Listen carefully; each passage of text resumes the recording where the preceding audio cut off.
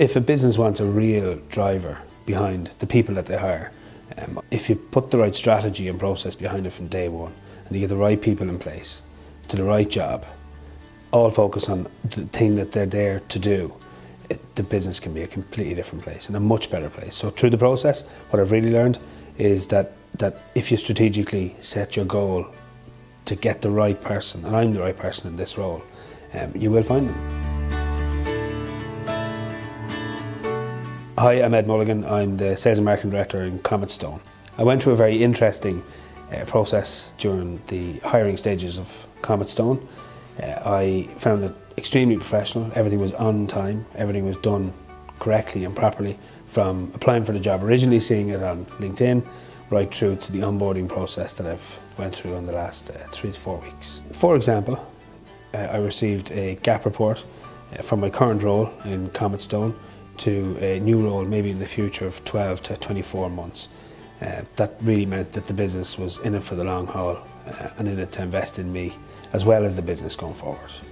They had benchmarked me to the job itself, and I found it very beneficial to be able to see where I could benefit, where I needed to upskill slightly, or where I might be over and above for the actual role itself.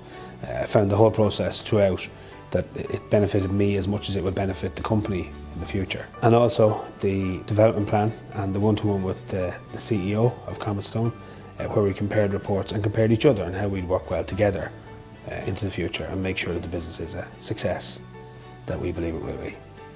So going forward, my own ambitions are to get into a CEO role, and the benefit that this process has given me over other processes I've been involved in is that it's structured, a real structure and a long-term structure with a long-term goal, rather than a 12 or 24-hour session in a hotel, which doesn't generally give you the benefits that you actually need as a person to grow and do better for the business you're in.